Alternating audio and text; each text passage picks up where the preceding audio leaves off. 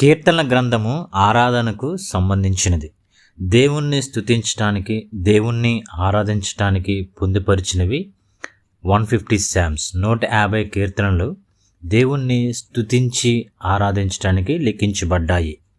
అదేవిధంగా మొదటి కీర్తన మనం చూసినట్లయితే ఇది ఆరాధించటానికో లేక స్తుతించటానికో కాదు, కానీ ఇట్స్ లైక్ ఇంట్రడక్షన్ టు 150 శామ్స్. మిగతా కీర్తన అన్నిటికి కూడా మొదటి కీర్తన ఒక ముందు మాటగా లేక ఇంట్రడక్షన్గా, ఇండెక్స్గా మనం చూస్తాం.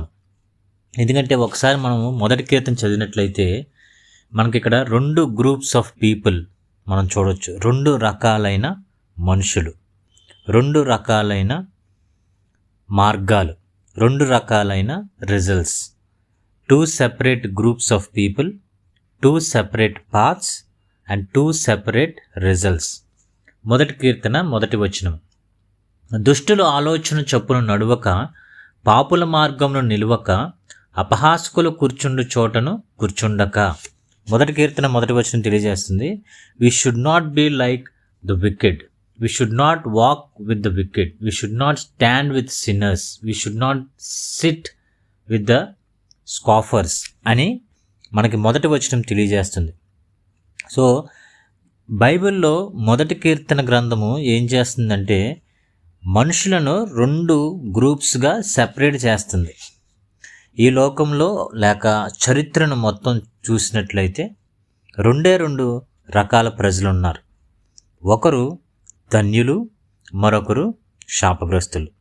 1 type of people is blessed people and the other group is cursed people.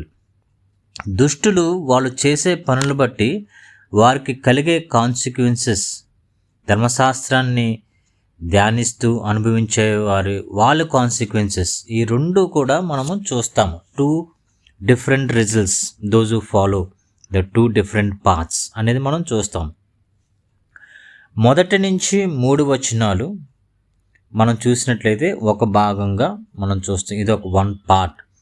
యాక్చువల్గా మొదటి కీర్తనలో చాలా చిన్న కీర్తన, 6 వచనాలే ఉన్నాయి. 6 వచనాల్లో మొదటి నుంచి 3 వరకు ఒక భాగంగా, 4వ వచనం నుంచి 6వ వచనం వరకు 2వ భాగంగా మనం చూడొచ్చు. ధన్యత గురించి మనం చూస్తాం. ధన్యుడైన వారి జీవితం ఎలా ఉంటుంది, a blessed man's life. we will see how a blessed man he'll be. అతనిలో ఉన్న లక్షణాలు ఏంటి, లక్షణాలు ఏంటో మొదటి వచనంలో చూస్తాం.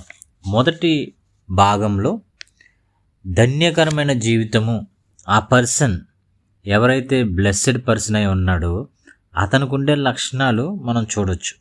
అలాగే 2వ భాగంలో 4వ వచనం నుంచి 6వ వచనం వరకు నీతిమంతునికి లేక భక్తిహీనులకి వ్యత్యాసం ఏంటో తెలియజేస్తుంది. మొదటి భాగమేమో లక్షణాలు తెలియజేస్తుంది, 2వ భాగమేమో భక్తిహీనుడికి నీతిమంతుడికి,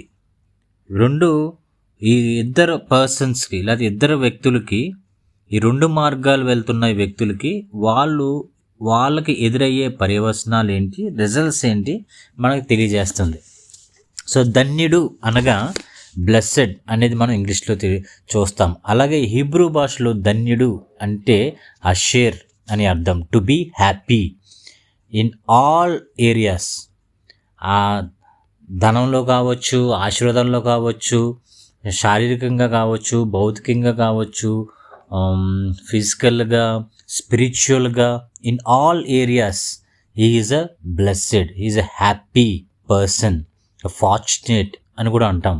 అన్ని విధాలుగా దీవించబడినవాడు, అన్ని విషయాల్లో మానసికంగా కూడా చాలా తృప్తిగా ఉంటాడు, అనుభవించున్నాడే ధన్యుడు.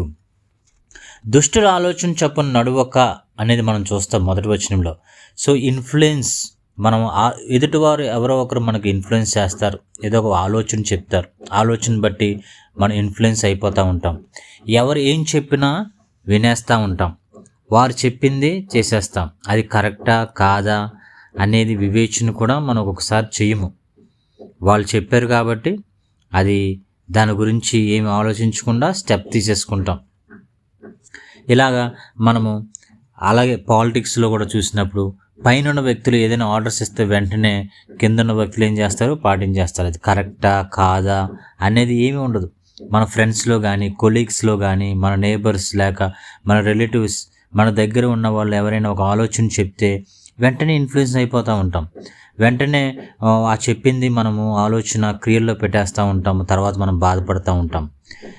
ఇర్మియా గ్రంథం 17వ అధ్యాయం 9వ వచనం చెప్తుంది, హృదయము అన్నిటికంటే మోసకరమైనది, అది ఘోరమైన వ్యాధి కలది. ఆత్మ సంబంధమైన ఆలోచనలు చెప్పేవారు కూడా ఉంటారు మన జీవితంలో. అటువంటి వారి ఆలోచనలు మనం ఫాలో అవుతే మనము దేవునికి దగ్గరగా జీవిస్తాము. దేవుడు మనకు వివేచన కూడా ఇచ్చాడు, జ్ఞానము తెలివి ఇచ్చాడు. ఎవరు ఏం చెప్పినా వినేయకుండా అది కరెక్టా రాంగా, అది సరైనదైనా, అది ఇప్పుడు చెయ్యొచ్చా చేయకూడదా అని మనం ఒకసారి వివేచించితే తద్వారా నడిచినప్పుడు మనకు చాలా ఆశ్చర్యకరంగా ఉంటుంది. సో దుష్టులు ఏం చేస్తారంట, ఎవరు ఏం చెప్పినా ఆలోచన బట్టి నడుస్తూ ఉంటారు. సో జీవితాన్ని నీతిమంతుడు ఏం చేస్తాడంటే తన జీవితాన్ని వాక్యం ద్వారా కట్టుకుంటాడు. Here we can see walk, stand and sit. నడువక, నిలువక, కూర్చుండట. దుష్టులు ఆలోచన చొప్పున నడువక, పాపుల మార్గమున నిలువక, అపహాసకులు కూర్చుండ చోటన కూర్చుండక. ఏం చేయకూడదంటే మొదట నడవకూడదు, రెండోది నిలవకూడదు, కూర్చోకూడదు. మామూలుగా మనం డ్రింకర్స్ చూస్తూ ఉంటాం, త్రాగేవాళ్ళు. ముందు వెళ్ళి ఫ్రెండ్స్తో సరదాగా ఒకసారి ట్రై చేయంటారు, నడుస్తారు. తర్వాత వాళ్ళతో పాటు నిలుస్తారు, తర్వాత వారితో పాటు సిట్టింగ్ వేస్తారు. అలాగే ప్యాకాట్ కానీ ఏ బ్యాడ్ హ్యాబిట్ అయినా కూడా ముందు వారితో వెళ్ళి నడుస్తారు, తర్వాత వాళ్ళతో నిలబడతారు, వారితో పాటు రోజు కూర్చుంటారు. సో మనకి ఒక ఛాన్స్ ఉంది. అదేంటంటే we can choose our friends. మనము మంచి ఫ్రెండ్స్ కావాలా, లేకపోతే చెడ్డ కంపెనీ కావాలా, బ్యాడ్ ఫ్రెండ్స్ కావాలనేది మనం చూస్ చేసుకోవచ్చు. ఎవరిని పడితే వాళ్ళు మనం చేసుకుంటే వాళ్ళ అభిప్రాయాలు, వాళ్ళ ఆలోచనలు మనం ఇన్ఫ్లుయెన్స్ అయిపోతూ ఉంటాం. సో వాళ్ళలాగా మనము జీవించడానికి చాలా ఎక్కువగా మనము పడిపోయే అవకాశము చాలా ఉంది. ఎంతమంది చదివారు ఈ కీర్తన అనేది ఒకసారి చూస్తే చాలామంది చాలాసార్లు ఈ మొదటి కీర్తన చదివి ఉండొచ్చు. బట్ దుష్టులు పాపులుగా అపహాసకులుగా అంటే నేను కాదు అనుకుంటా ఉంటాం. ఎప్పుడైనా మొదటిగా ఈ వచనము చదివినప్పుడు బైబిల్లో ఎవరు చదివినా కూడా వాళ్ళు అనుకుంటారు, మొదటి వచనం నాది కాదేమో, దుష్టుల ఆలోచన చొప్పున నడవక, పాపుల మార్గం నిలవక, అపహాసులు కూర్చుని చోటను కూర్చుండగా అంటే అది నేను కాదేమో, ఇది దుష్టులకి లేకపోతే పాపులకి లేకపోతే అపహాసకులకి అనుకుంటాం. ఓకే, అలాగైతే మరి రెండో వచనం ఏం చెప్తుందో చూస్తాం. యెహోవా ధర్మశాస్త్రమందు ఆనందించుచు దివారాత్రం దాన్ని ధ్యానించువాడు ధన్యుడు. మరి మొదటి వచనం బట్టి అది నేను కాదు అనుకుంటే రెండో వచనం బట్టి అది నేను అయ్యి ఉండాలి కదా. రెండో వచనం ఏమి సెలవిస్తుంది? యెహోవా ధర్మశాస్త్రమందు ఆనందించువాడు దివారాత్రం దాన్ని ధ్యానించువాడు ధన్యుడు.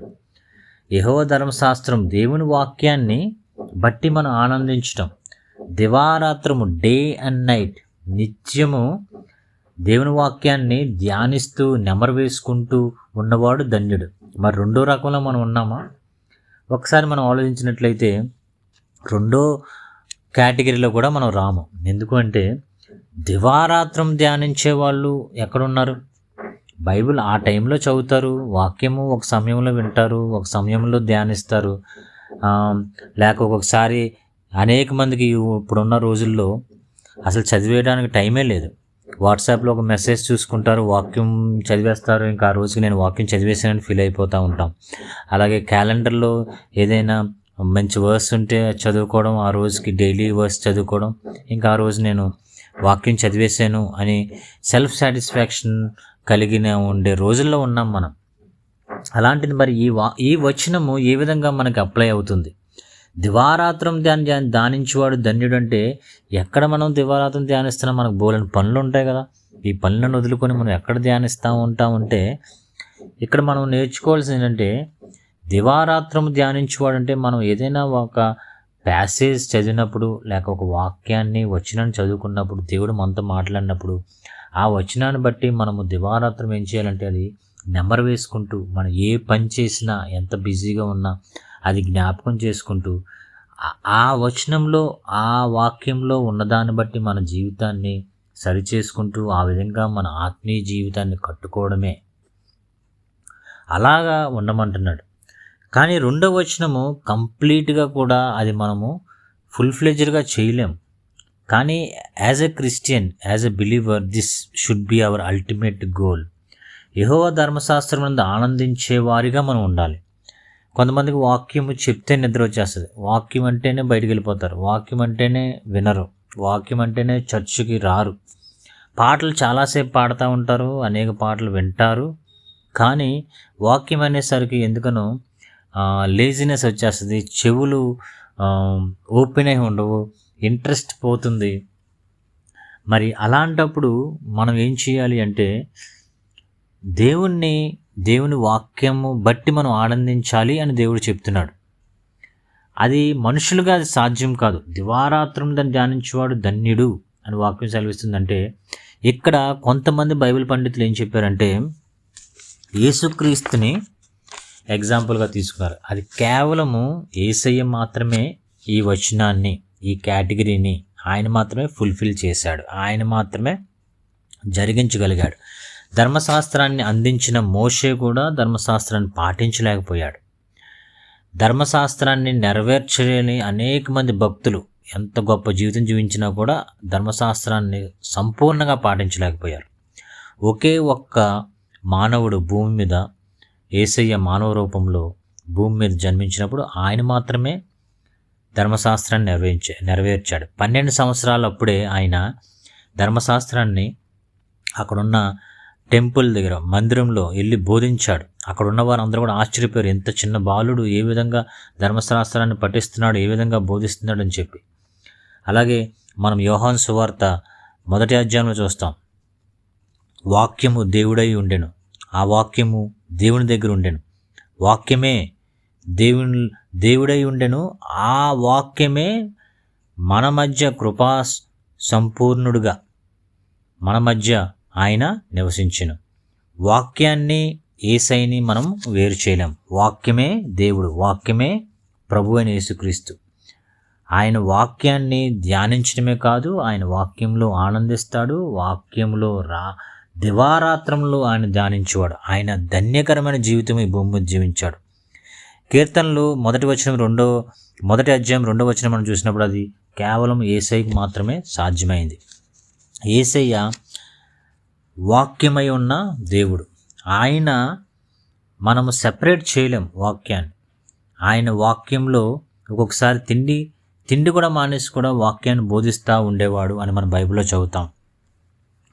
సో ఈ మొదటి వచనము అలాగే రెండవ వచనం మనం చూసినప్పుడు, మొదటి వచనమేమో దుష్టుల గురించి చెప్పాడు, రెండవ వచనమేమో ధర్మశాస్త్రమునని, దేవుని వాక్యాన్ని దివారాత్రం ధ్యానించేవారు ధన్యుడు అని చెప్పాడు. సో రెండవ వచనము, రెండో కేటగిరీలో మనం ఎంత మాత్రం ఉండము. ఎందుకంటే బైబిల్ సెలవిస్తుంది అందరూ పాపం చేశారు, అందరూ నీతి తప్పారు, ప్రతి ఒక్కరూ పాపం చేశారు, దారి తప్పి పనికిమాని వాళ్ళై తిరుగుతున్నారని బైబిల్ సెలవిస్తుంది రోమాపత్రికలో. సో మనందరము కూడా దుష్టులము, స్వాభావికంగా పాపులము, అపహాసకులము. అంటే మనకి ఈ 2 కేటగిరీ ఆఫ్ పీపుల్లో, ఒకటి దుష్టులు, ఇంకొకరు నీతిమంతులు, ఒకరు ధన్యులు, ఒకరు cursed people, blessed people, cursed people. So ఈ 2 కేటగిరీల్లో ఏదో ఒక దాంట్లో మనం ఉండాలి అన్నప్పుడు ధర్మశాస్త్రం ఆనందించేవాడు, దివారాత్రులు ధ్యానించేవాళ్ళు, ఆనందించేవాళ్ళ దాంట్లో మనం ఎప్పటికీ ఉండలేం as a human being. So మనకున్న ఆప్షన్ ఏంటంటే మనం రియలైజ్ అవ్వాల్సింది మొదటి వచనంలోనే మన category.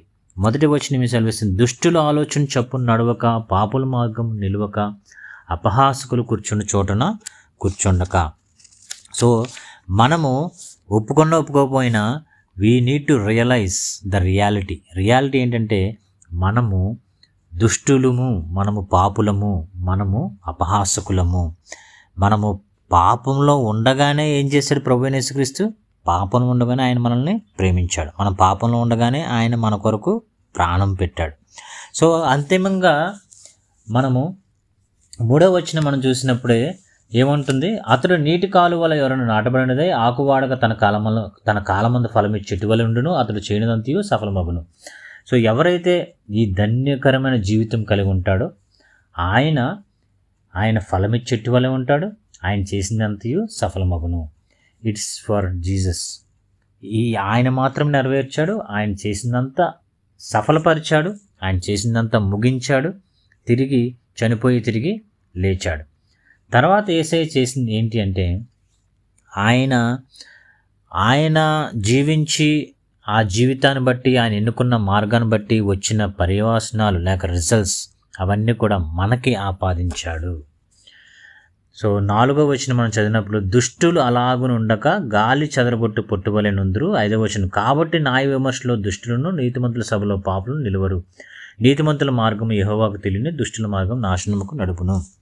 So the ultimate results, నీతిగా జీవించాడు, ధర్మశాస్త్రాన్ని ఆయన పాటించాడు, తద్వారా ఆయన పొందుకున్న ప్రతి బ్లెస్సింగ్స్, ఆ ధన్యకరమైన జీవితము, ఆ ఫ్రూట్స్ ఏమైతే ఉన్నాయో అవన్నీ కూడా ఆయన్ని ఎవరైతే విశ్వసిస్తారో, ఎవరైతే యేసయ్యని నమ్ముతారో వారికి అవన్నీ కూడా ఆపాదించాడు. మనం పాపిగా ఉన్నప్పుడే ఆయన దగ్గరికి మనం వెళ్ళినప్పుడు ఆయన ఏం చేశాడు, నీతి వస్త్రాన్ని మనకి కప్పాడు.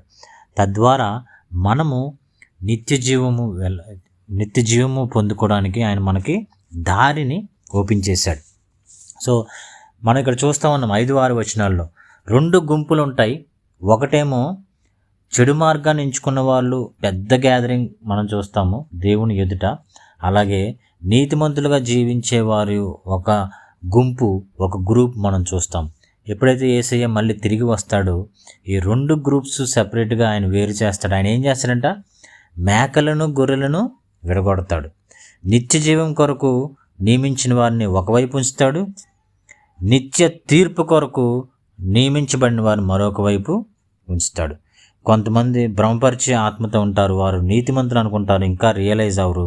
But we need to realise that we are sinners and we are wicked people, because we have no goodness, no righteousness in our life. So దేవుడు మాత్రమే, మానవ రూపంలో దిగి వచ్చిన యేసయ్య మాత్రమే ధర్మశాస్త్రాన్ని నెరవేర్చాడు. సో ఈ కీర్తన ఒక గాస్పుల్ లాంటిది. He imputed his holiness, he imputed his righteousness, benefits of his life అంటు అస్. ఆయన ఏం చేశాడంటే యేసయ్య ఆయన నీతిని మనకు ఆపాదించాడు, ఆయన పరిశుద్ధతను మనకు ఆపాదించాడు.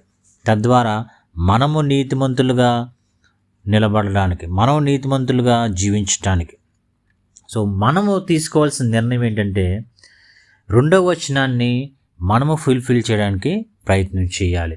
యెహోవా ధర్మశాస్త్రమునందు ఆనందించుచు దివారాత్రం దాన్ని ధ్యానించువాడు ధన్యుడు. ఇటువంటి ధన్యకరమైన జీవితానికి మనము వెళ్ళాలి, ఈ ధన్యకరమైన జీవితము మనము కలిగి ఉండాలని అనేది యేసయ్య మనకిచ్చిన ఒక goal. As a believer we need to have this kind of zeal, this kind of passion. మనము వికెడ్ పీపుల్ అయినప్పటికీ, సిన్నర్స్ అయినప్పటికీ మనము వాటిని విడిచిపెట్టి దేవుని వాక్యాన్ని నెమరు వేసుకునేవారుగా ఉండాలి, దేవుని వాక్యాన్ని ధ్యానించేవారుగా ఉండాలి.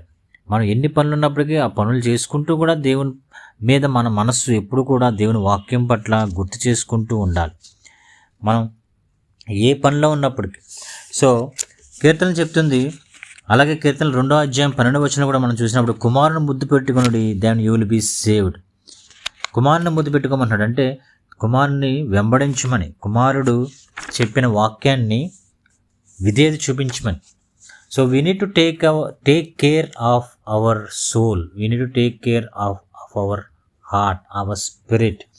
శరీరానికి మనం ఎంతో కేర్ తీసుకుంటాం, అలాగే ఆత్మకు కూడా మనం కేర్ తీసుకోవాలి. There are 2 types of people, one is wicked, one is righteous people. There is no righteous people on this earth, but only one person, that is Jesus Christ, and the others all are wicked people and sinners the other side. So ఈ 2 గుంపులు ప్రపంచంలో ఉన్నాయి, ఈ రెండిటిని 2 మార్గాలు ఉన్నాయి. If you choose the path to what the wicked are going, then you will have a result as a నిత్యము తీర్పులోకి నేను దేవుడు తీసుకుంటాడు. అదే నువ్వు దేవుని మార్గాన్ని ఎన్నుకున్నట్లయితే, నీతి మార్గాన్ని ఎన్నుకున్నట్లయితే దేవుడు నిన్ను నిత్యత్వంలోకి తీసుకుంటాడు. So we need to have more interest in the word of God. మనం ఏం చేయాలంటే వాక్యము సంఘాల్లోకి వచ్చి వాక్యం చెప్తా ఉంటే పడుకుని పోతూ ఉంటారు, కొంత వాక్యం ఇంట్రెస్ట్ ఉండదు. So we need to ask God for that strength. మనం దేవుణ్ణి ప్రేమిస్తున్నాము అని మాటలతో చెప్తాము, కానీ దేవుణ్ణి ప్రేమిస్తే దేవుడి వాక్యాన్ని క్రియలో పెట్టమని బైబిల్ చెప్తుంది. If you love God you need to keep his commandments. Loving God is keeping his commandments. మనకు ఎవరికైనా ఇష్టమైన వాళ్ళని ఏం చేస్తాం, వాళ్ళు మనకు ఇష్టం అంటే వాళ్ళు ఏదైనా పని చెప్పిన మనం వెంటనే చేస్తాం. అదేవిధంగా 1 యోహానులో 5వ అధ్యాయం 3వ వచనం బైబిల్ సెలవిస్తుంది, నువ్వు ఒకవేళ దేవుణ్ణి ప్రేమిస్తున్నాను అంటే ఆయన వాక్యానికి విధేయత చూపించాలి. Expressing love for God is through the obedience, not feelings. నాకు ఫీలింగ్ ఉంది దేవుడు అంటే ఇష్టమని, ఎమోషనల్గా అవుతున్నాను నేను దేవుని సన్నిధిలో. ఫీలింగ్స్, ఎమోషన్స్ పనికిరావు క్రిస్టియానిటీలో ఒక విశ్వాస్కి. As a believer we need to follow God's word. In that way we show and we express our love towards God. So let's fall in love with our God, and let's fall in love with His word, and let's practice word of God. దేవునితో ప్రేమలో పడదాము, దేవుని వాక్యాన్ని ప్రేమిద్దాము, దేవుని వాక్యాన్ని చదువుదాము, దేవుని వాక్యాన్ని నెమరు వేసుకుందాము, దేవుని వాక్యాన్ని ధ్యానిద్దాము. మనము ఆ విధంగా మనం చేసినప్పుడు దేవుడు మనకి సరైన మార్గంలో మనల్ని తీసుకుని వెళ్తాడు. యాజ్ ఎ రిజల్ట్ మనము నిత్యత్వంలో దేవునితో పాటు కలిసి జీవించే భాగ్యాన్ని మనం పొందుకుంటాం.